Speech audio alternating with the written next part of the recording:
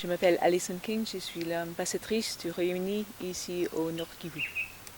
Quel niveau votre présence ici au gouvernement? Donc j'ai eu une rencontre fructueuse avec son Excellence le général vice-gouverneur de la province. On a discuté la situation catastrophique en termes humanitaires de la crise actuelle et des efforts du gouvernement national et provincial et aussi de la communauté internationale pour renforcer les efforts pour trouver une solution pacifique. La solution pacifique, selon vous, c'est laquelle? C'est pas pour nous, c'est pour les parties prenantes de se mettre d'accord à travers le dialogue. Mais je crois que la communauté internationale, certainement, a un rôle de soutenir les efforts, les processus de paix régionaux et d'encourager et d'appeler à chaque partie prenante et tous les parties qui ont influence sur les parties prenantes de vraiment s'engager avec honnêteté dans un processus de paix. Votre pays a condamné l'agression rwandaise en RDC, mais jusque-là, on ne voit rien. Qu'est-ce que vous pouvez donner comme message par rapport à cette attitude du Rwanda qui ne veut pas écouter la communauté internationale mais aussi les Occidentaux? Nous condamnons toute la violence qui est dirigée vers la population civile et vers la communauté humanitaire ici dans l'est du pays. Et le soutien des autres pays pour les groupes armés ici en RDC n'a pas de légitimité, c'est clair, nous condamnons. Mais malgré cette condamnation, il n'y a pas de changement? Voilà, le chemin vers la paix n'est pas facile, ça on sait. Malheureusement, les conflits dans l'Est de la RDC ont duré pour une trentaine d'années.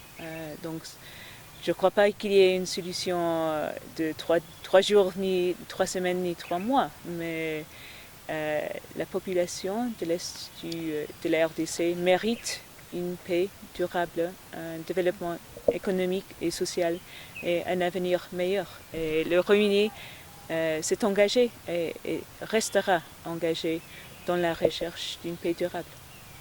Vous faites allusion, je ne sais pas, au dialogue avec les rebelles du M23. Pourtant, le président de la République, Thierry Mordikis, de ne pas négocier avec les terroristes. Qu'en pensez-vous?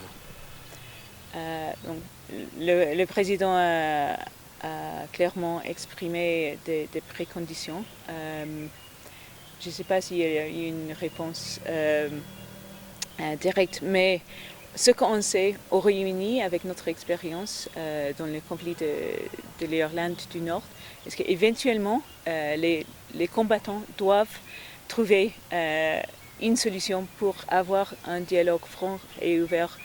Et éventuellement, c'est ça la solution. Mais je suis très consciente qu'il y a beaucoup de méfiance, il y a beaucoup d'histoires, il y a beaucoup de violence qui a été commise. Et pourtant, c'est pas facile de trouver comment construire les conditions pour avoir le dialogue qui est vraiment nécessaire. Parce qu'il n'y a pas de solution militaire, ça c'est clair. Des combattants doivent trouver une solution à tout dialogue. Ça veut dire quoi par là? C'est pas à nous à dire. Chaque paix doit être construite par les anciens combattants et pas la communauté internationale. Donc notre rôle est d'accompagnement et de soutien, mais ça doit être le rôle des parties prenantes. Madame, pensez-vous que les pays occidentaux doivent cesser de collaborer avec les Rwandais, du fait que les Rwandais aient cité pour appuyer cette rébellion du M23 qui se vit ici à RDC? Pensez-vous cela? Donc il y a plusieurs parties qui sont impliquées dans cette crise. Mais moi, je suis l'ambassadrice du Royaume-Uni ici en RDC. Pour moi, le but est de développer et renforcer nos liens bilatéraux et de renforcer la collaboration. Donc il y a déjà beaucoup, mais je crois qu'on peut aller beaucoup plus loin ensemble. Donc c'est pas pour moi de faire des commentaires sur les relations avec des autres pays, parce que moi je suis ici pour la RDC et pour le Royaume-Uni. Et le Royaume-Uni, est-ce que c'est important que ça continue à collaborer avec les Rwandais au vu de toutes ces allégations? Nous sommes actuellement dans la période avant nos élections générales qui auront lieu demain, jeudi 4 juillet. Donc je crois que c'est une question